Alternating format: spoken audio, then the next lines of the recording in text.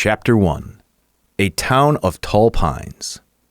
Long ago, before cars and airplanes, before computers and cell phones, Muskegon, Michigan was known as the lumber queen of the world. The town hummed with the sound of sawmills turning giant white pine trees into boards that would build houses, stores, schools, and churches all across America.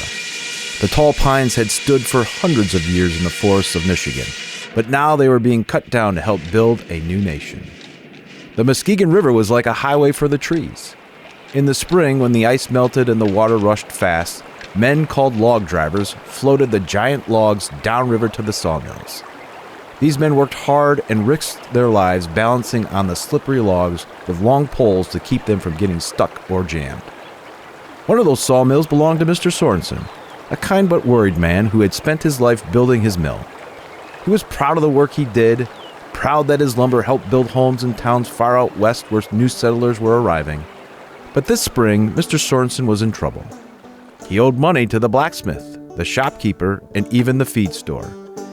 His only hope was the big shipment of logs floating down the river. If the logs made it safely to his mill, he could saw them into lumber, sell the boards, and pay off his debts. But if anything happened to that shipment, if the logs didn't arrive, he could lose everything.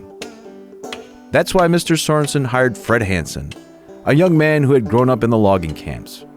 Fred was strong, smart, and full of ideas. He had worked hard in the woods, and now he had his first big chance to prove himself as a foreman in town. Fred was determined to help Mr. Sorensen save the mill.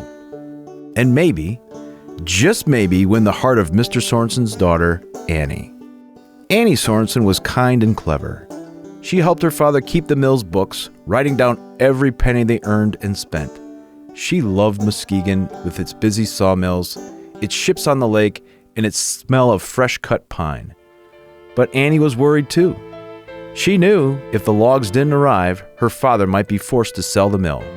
Or worse, marry her off to the rich but mean Harry Dawson just to save their home. Dawson owned his own mill on the other side of town. He smiled a lot, but it was not a kind smile. He didn't care about Muskegon or its people.